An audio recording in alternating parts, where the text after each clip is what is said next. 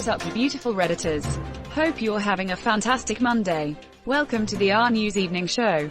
And let's just jump into it. From r/politics, abandoning our people, AOC attacks Mitch McConnell for granting Senate recess without passing coronavirus relief bill. I really hope the good people of Georgia are watching. This is what Republicans think of the average American. Why reward these guys when they aren't even trying to help you get through this pandemic? Why has anybody ever been surprised that Mitch doesn't give a crap about people? Have you seen Kentucky? You get outside the cities and you get to see abject poverty on a truly breathtaking scale. This should be the new campaign ad running in Georgia for the runoffs. Kentucky statistics flashing on the screen, over a backdrop of shots of rundown schools, roads, and neighborhoods, then making it very clear that that's Mitch's American dream coming to a town near you. You're watching the RNEWS show. From r/politics, more GOP senators have COVID and have acknowledged that Joe Biden won. Banana Republicans. This is a great reference. It is from Arrested Development. There's always money in the banana stand. But you added Republican there as well because both had banana. So good with your wordplay and references. No GOP official cares about COVID until they are found positive. Then they decide the masks and social distancing are necessary. Which means they don't care if you get it. Just remember what their health care is compared to yours when it happens. You're watching the RNEWS show. From r/news, Michigan Sheriff's Court deputy fired after posting photo of Kamala Harris watermelon carving. Context is everything here. Would I find well-executed watermelon carvings of Joe Biden and Kamala Harris cool?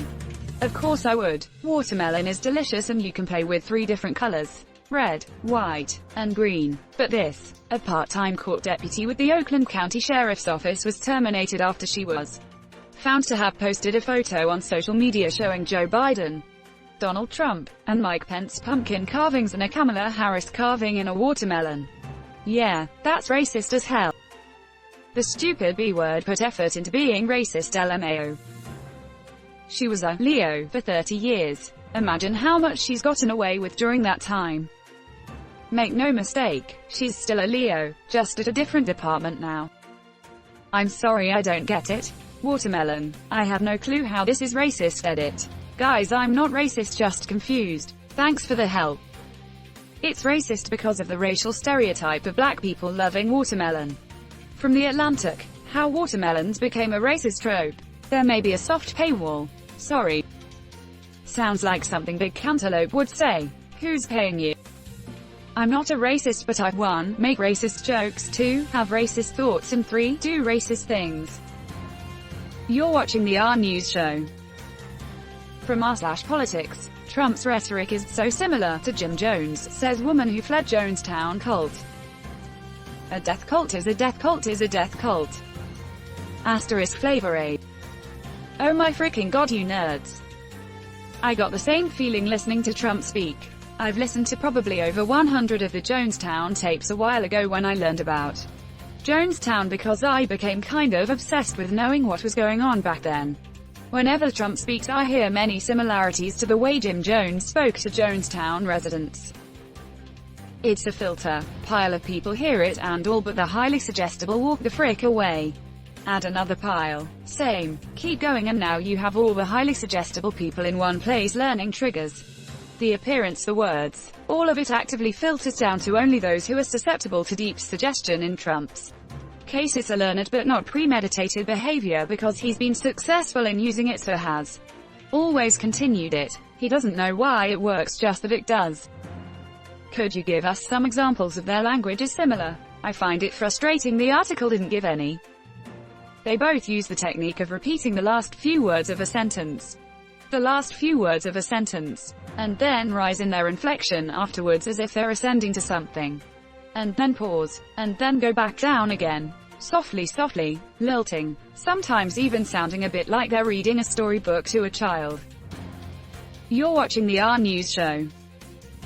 From r/news. A Missouri health director quits over harassment for telling the truth about pandemic. I live just on the border of more rural Mo. I also work in healthcare. Those who come from the suburbs mask up. Those who are further out won't. I go to a meat market further out of the suburbs and not even the employees are masking. I drive 15 minutes toward the suburbs and we're masked again and COVID is real again. It's astounding. I'm in semi-rural Washington and see the same thing. Where I live, it's a hoax. The government is trying to suppress our freedoms, etc. Where my office is, everyone masks and everything is closed. Edit. Drove past the one bar in town today. They had a handwritten sign on the door stating, "Closed by order of the king." Living in rural Missouri, none of this surprises me.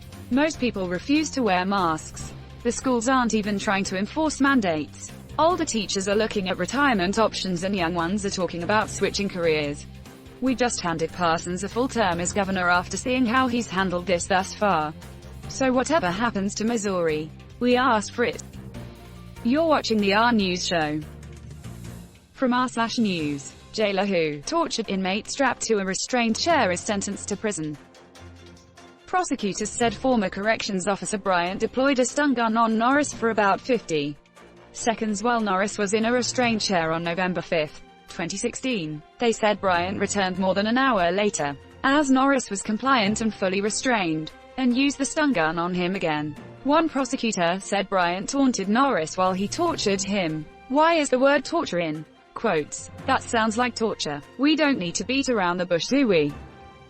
He'll be getting a Presidential Medal of Freedom any day now. Jailer, not jailers. I counted 3 in that difficult video to watch. At the end of the video they did say that one more is being charged. But that still leaves one guy. That video was so hard to watch. And when the reporter says that the guy that was tortured was never the same after that and died 2 years later, that really hurt to hear. And that's where we're going to end today's show. But if you like what you saw, leave a like. And if you want to see more of the RNEWS show, hit that subscribe button. As always, this has been the RNEWS show and I'll see you tomorrow.